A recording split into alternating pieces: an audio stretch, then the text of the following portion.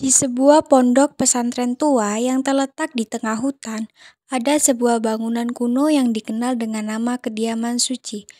Bangunan ini dulunya adalah tempat ibadah, tetapi seiring berjalannya waktu, bangunan itu mulai terbengkalai dan tidak lagi digunakan. Tidak banyak santri yang tahu tentang tempat ini, dan sebagian besar dari mereka hanya mendengar cerita-cerita aneh yang beredar di sekitar pondok tersebut. Suatu malam, seorang santri baru bernama Arif tiba di pondok pesantren itu. Arif adalah seorang pemuda yang cerdas dan penuh semangat untuk menuntut ilmu. Namun, dia segera merasakan ada sesuatu yang tidak biasa tentang pondok ini. Meskipun begitu, ia mencoba untuk fokus pada pelajarannya dan berusaha beradaptasi dengan kehidupan barunya. Arif sering mendengar cerita-cerita dari sesama santri tentang sebuah ruang gaib yang konon terletak di kediaman suci. Cerita-cerita tersebut menggambarkan ruang misterius yang tidak pernah terlihat oleh mata manusia dan diyakini penuh dengan kekuatan gaib yang menakutkan. Banyak yang mengatakan bahwa siapapun yang memasuki ruangan itu akan mengalami mimpi buruk yang mengerikan atau bahkan hilang tanpa jejak. Suatu malam, setelah mendengar cerita-cerita tersebut, rasa penasaran Arif mengalahkan ketakutannya. Dia memutuskan untuk menjelajahi kediaman suci dan mencari tahu kebenaran di balik cerita-cerita menakutkan tersebut. Dengan hati-hati, ia berjalan melewati hutan menuju bangunan kuno itu. Bangunan kediaman suci tampak semakin menyeramkan saat malam tiba. Cahayanya yang redup dan dinding yang berlumut menambahkan kesan yang misterius dan menakutkan. Arif membuka pintu yang sudah tua dan berderit itu memasuki ruangan yang gelap. Di dalam ia merasakan hawa dingin yang menusuk dan atmosfer yang penuh dengan aura misterius. Arif melangkah lebih jauh ke dalam bangunan dan menemukan sebuah tangga yang menuju ke ruang bawah tanah. Suara langkah kakinya menggema di lorong yang gelap, dan setiap langkahnya terasa semakin berat. Dengan penuh keberanian, dia menuruni tangga tersebut. Di bawah tanah, Arif menemukan sebuah ruangan yang sangat besar, dipenuhi dengan simbol-simbol kuno yang terukir di dinding. Ruangan ini tampak seperti altar kuno dengan berbagai benda ritual yang tersebar di sekelilingnya. Di tengah ruangan terdapat sebuah meja batu yang tampak sangat tua dan penuh dengan debu.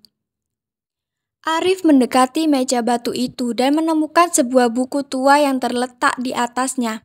Buku itu tampaknya sangat kuno, dengan sampul yang terbuat dari kulit hewan dan tulisan-tulisan yang tidak dapat dikenali. Dengan penuh rasa ingin tahu, Arif membuka buku tersebut.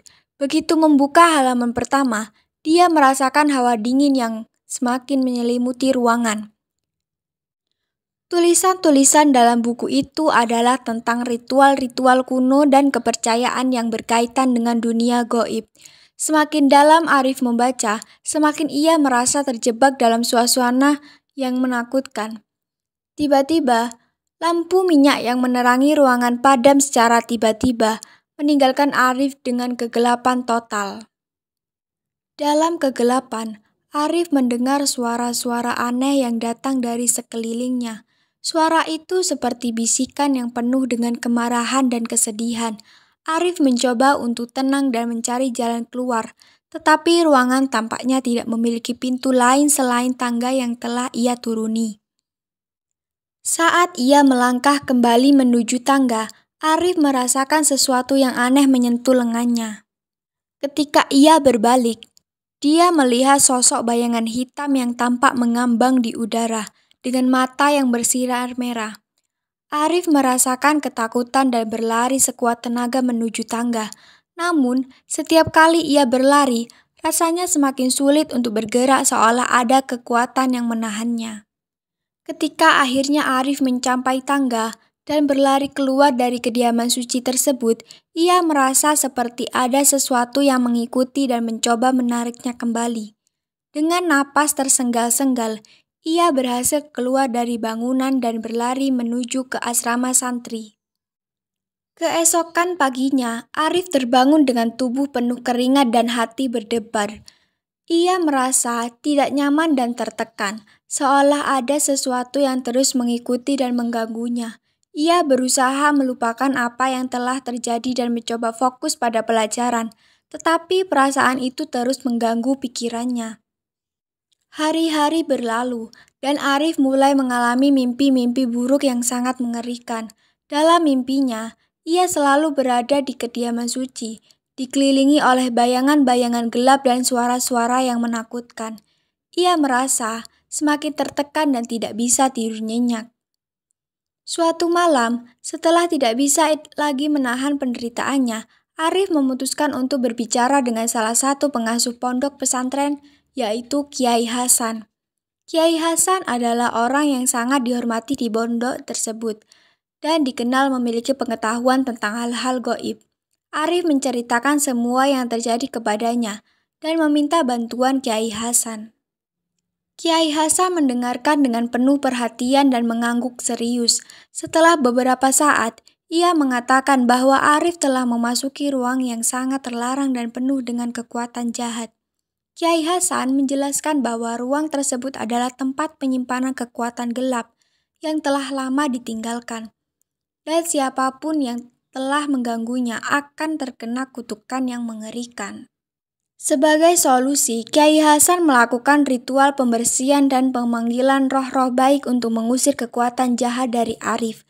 Ritual tersebut memerlukan waktu dan energi yang sangat besar, tetapi Kiai Hasan melakukannya dengan tekun. Selama ritual berlangsung, Arif merasakan perubahan yang signifikan dan mimpi-mimpinya mulai mereda. Meskipun Arif merasa lebih baik setelah ritual, dia tidak pernah bisa sepenuhnya melupakan pengalaman mengerikan di kediaman suci tersebut. Dia terus berusaha untuk hidup dengan penuh hati-hati dan menghormati batasan yang ada.